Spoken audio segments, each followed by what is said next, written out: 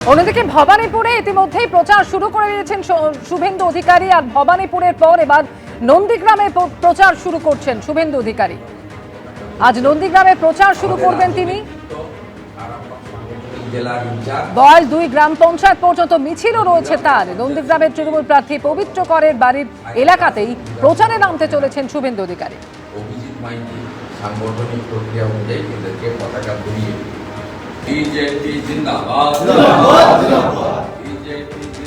দুই কেন্দ্র থেকে লড়াই করছেন শুভেন্দু অধিকারী। একদিকে ভবানীপুর, অন্যদিকে নন্দীগ্রাম।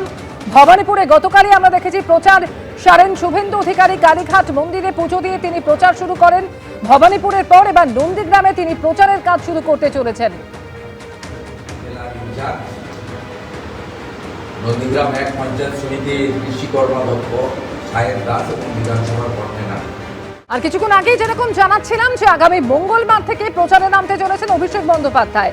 মঙ্গলবার এবং তারপর বুধবার পরপর দুদিন তার ঠাসা কর্মসূচি রয়েছে। 24শে মার্চ দুপুর 2টায় প্রথমে পাথর প্রতিমায় অভিষেক বন্দ্যোপাধ্যায় জনসভা করবেন এবং 25শে মার্চ পরপর তার জনসভা রয়েছে।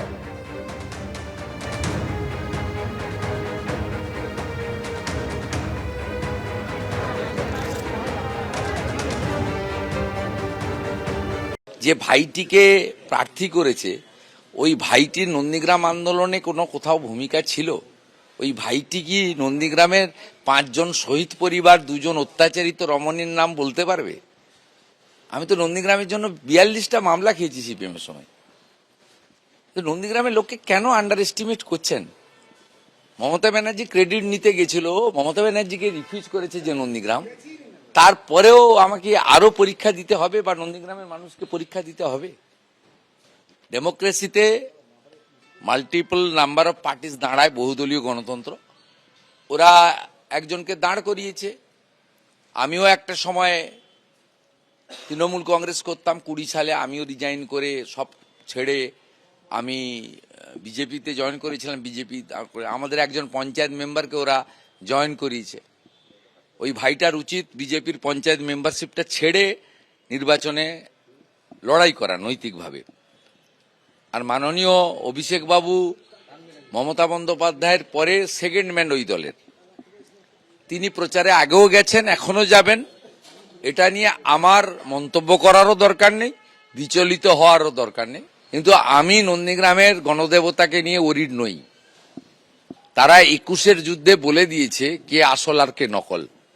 বারে বারে হয় না। আর ভোটের প্রস্তুতি এবং নিরাপত্তায় কড়া নজরদারি নির্বাচন কমিশনের নির্দেশে আজ থেকেই থানা পরিদর্শন শুরু করবেন পদস্থ কর্তারা। থানায় থানায় পরিদর্শন শুরু পুলিশ কমিশনার এবং পুলিশ সুপারদের। অবাধ সুষ্ঠু ভোটের স্বার্থে কি করতে হবে ওসিদের তা জানাবেন সিপি এবং এসপিরা। কথা বলবো পার্থপ্রতিম ঘোষ এই মুহূর্তে আমাদের সঙ্গে টেলিফোনে রয়েছেন। পার্থপ্রতিম, অবাধ এবং সুষ্ঠু নির্বাচন করতে নির্বাচন কমিশন যে বদ্ধপরিকর সেটা বারবারই স্পষ্ট করে দিয়েছে এবং কমিশনের নির্দেশ, সেই নির্দেশ মেনেই আজ থেকে থানা পরিদর্শনে যাচ্ছেন পদস্থ কর্তারা। ঠিক কি ভূমিকা হতে চলেছে তাদের? দেখো, সমস্ত এসপি এবং সমস্ত কমিশনারদেরকে একেবারে নির্বাচন কমিশনের তরফ থেকে যে নির্দেশ দেওয়া হয়েছে এবং তারা যেটা জানিয়েছে, কমিশনের উদ্দেশ্য হচ্ছে অবাধ এবং শান্তিপূর্ণভাবে ভোট করা। এবং সেক্ষেত্রে একবারে 6টা পয়েন্ট স্পষ্ট করে তাদের যে উদ্দেশ্য, সেই উদ্দেশ্যের কথা কমিশন জানিয়েছে সমস্ত এসপিদেরকে এবং পাশাপাশি হচ্ছে সমস্ত কমিশনারদেরকে।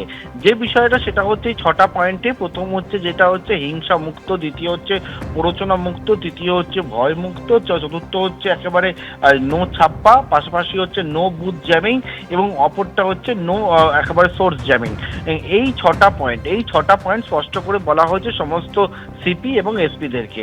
এবং সেই মতো একেবারে কমিশনের নির্দেশ যাতে আজকে সমস্ত কমিশনার থেকে শুরু করে এসপিরা একেবারে ফিল্ডে নেমে সমস্ত যে থানা রয়েছে সেই থানায় গিয়ে বাহিনীকে, ওসিদেরকে এবং থানা যে সকল বাহিনীর যারা রয়েছেন তাদেরকে স্পষ্ট করে সেই নির্দেশের কথা একবারে যেটা কমিশনের কি উদ্দেশ্য, এই 6টা পয়েন্ট স্পষ্ট করে যাতে বুঝিয়ে দেয়। এটা কিন্তু নির্দেশ দেওয়া হয়েছে সমস্ত সিপি এবং এসপিদেরকে। সেই মতো ইতিমধ্যে রাজ্যের বিভিন্ন জায়গায় যেমন এসপিরা তারা আজকে সকাল থেকে কমিশনের নির্দেশ মেনে বেরিয়েছেন, অন্যদিকে কমিশনাররা তারাও কিন্তু বেরিয়েছেন। ইতিমধ্যে বাগুইআটি থানায় আমরা দেখলাম যে বিধাননগর কমিশনারের সিপি মুরলীধর তিনি এসে পৌঁছান। এছাড়া হাওড়া, মুর্শিদাবাদ সহ বিভিন্ন জায়গায় এসপিরা তারাও কিন্তু বেরিয়েছেন। অর্থাৎ কমিশন বারবার করে যে বৈঠক করছে সেই বৈঠকের পরে একের পর এক যে নির্দেশ নির্দেশ দিচ্ছে, সেই নির্দেশের পরিপ্রেক্ষিতে একেবারে স্পষ্ট বার্তা কমিশনের যে একেবারে থানায় নেবে গিয়ে ফিল্ডে নেবে কিন্তু সিপি এসপিদেরকে, তাদের কিন্তু বাহিনীকে গোটা বিষয়টা ব্রিফ করতে হবে। কমিশন একেবারেই কিন্তু যেটা তারা বলছে তাদের উদ্দেশ্য অবাধ এবং শান্তিপূর্ণভাবে ভোট করা, এবং সেই যে ছটা যে তাদের উদ্দেশ্য, সেই উদ্দেশ্য কথা ব্রিফ করার নির্দেশ, এবং সেই মতোই সমস্ত থানা গিয়ে গিয়ে এসপি এবং সিপিরা সেটাই কিন্তু ব্রিফ করছেন সকাল থেকে দেখতে পাচ্ছি। ধন্যবাদ পার্থ।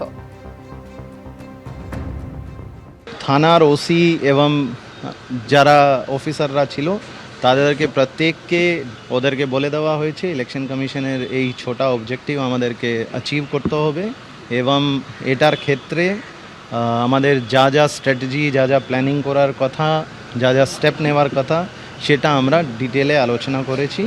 এবং এসিপি ডিসিপি ওনারাও ছিলেন, থানার পুরো টিমটাকে এটা বোঝানো হয়েছে।